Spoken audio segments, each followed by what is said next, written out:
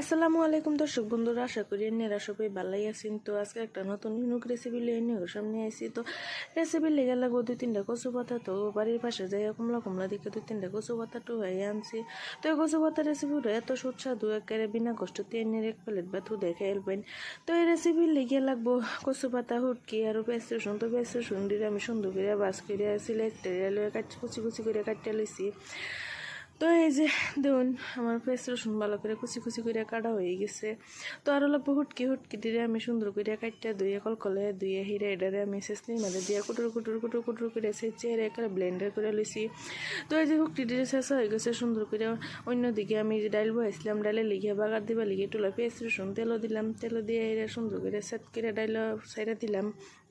তো এই লাড়াতে আমি এনের পেঁয়াজ রসুন কুচি করা পেঁয়াজ রসুন দিয়ে সুন্দর করে লাড়াইয়া ভালো করে লাল লাল করে বাজ্যা লুন লাগবো।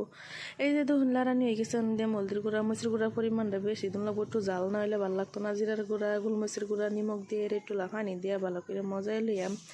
তো এই যে ভালো করে লাড়াইয়া মজা নিয়ে হয়ে গেছে আমার। হনা দাম সেই কুচি করে ব্লেন্ডার করা হুকটিটারে দিয়ে হিরাইনে সুন্দর করে লাড়াইয়া ভালো করে লাড়াইয়া লুন লাগবো। লাড়াইয়া পানি নেড়া টানাই একটা লাল লাল করে একটা কালা কালা সময় হয়ে যাবো, সুন্দর করে একটা ভাজা হয়ে যাবো। ওই সময় এই বস্তুটা হইয়া যাইবো। তো এই যে দুই আমার হুটকিরিটা হয়ে গেছে। অন্যদিকে আমি কচু পাতা দিয়ে সুন্দর করে ধুয়ে লইছি, ধুয়ে হিরে এই যে অল্প অল্প মশলা দিয়ে হিরাইনের এই যে একটা বাস করে হিরে সুন্দর করে থালির মধ্যে এক করে 2-3টা বাস করে লইলাম। এই যে ধরুন মশলাটা দিয়ে হিরে এক করে আমার বাস করা হয়ে গেছে। ওখানে যে সুন্দর হয়েছে বাস করে থালি ভরে বাস করে। অন্যদিকে আমি তাওয়াটার বহে টোলা তেল দিলাম, তেল দিয়ে আগুনের ইটা একটু কমাই দিয়ে হেরাইনের একটা করে সুন্দর করে বাস করে ধুন লাগবো। তো এই যে একটা বাস করা হয়ে গেছে। অনেকটার অল্প সময় লেগে ঘুরিয়ে হেরে যে দেখুন উল্টাই দেম কি সুন্দর কালার আসছে।